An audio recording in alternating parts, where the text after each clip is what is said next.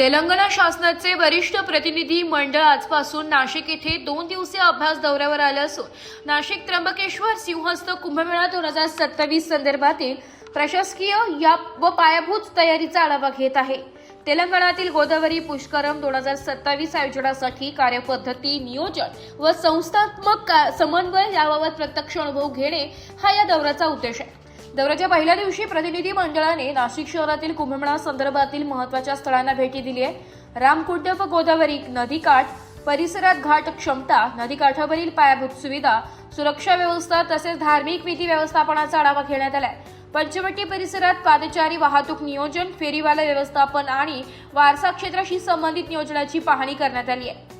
काळाराम मंदिर परिसरात मंदिर प्रांगण व्यवस्थापन व गर्दी नियंत्रण उपाय योजनांवर चर्चा झाली आहे। तसेच साधुग्राम येथे संत महंतांच्या तात्पुरत्या निवास व्यवस्थेचे नियोजन समजून घेण्यात आले व सायंकाळी गोदा आरतीचे निरीक्षण करण्यात आले।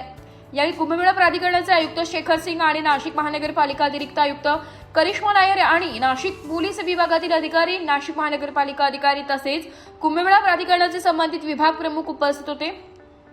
बैठकीत विविध यंत्रणांमधील समन्वय, जबाबदारांचे वाटप आणि प्रत्यक्ष अंमलबजावणीची यंत्रणा यावर सविस्तर विचारविनिमय करण्यात आला।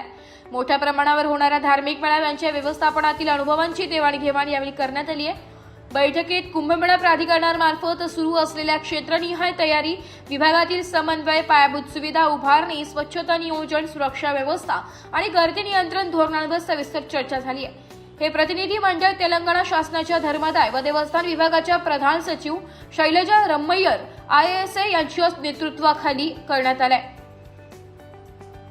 प्रतिनिधी मंडळात गोविंद हरी धार्मिक सल्लागार धर्मादाय विभाग, सोमराजू मंत्री धर्मादाय यांचे विशेष कार्याधिकारी, रामकृष्ण प्रादेशिक सहायुक्त धर्मादाय विभाग तसेच दुर्गा प्रसाद कार्यकारी अभियंता धर्मादाय विभाग यांचा समावेश आहे। दौऱ्याच्या दुसऱ्या दिवशी प्रतिनिधी मंडळ त्र्यंबकेश्वर येथे भेट देऊन मंदिर परिसर नियोजन, भाविकांच्या हालचालींचे व्यवस्थापन आणि कुंभमेळा प्राधिकरणामार्फत सुरू असलेल्या संबंधित पायाभूत सुविधांचा आढावा घेणार आहे। ब्युरो रिपोर्ट, नाशिक लोकशाही न्यूज, नाशिक।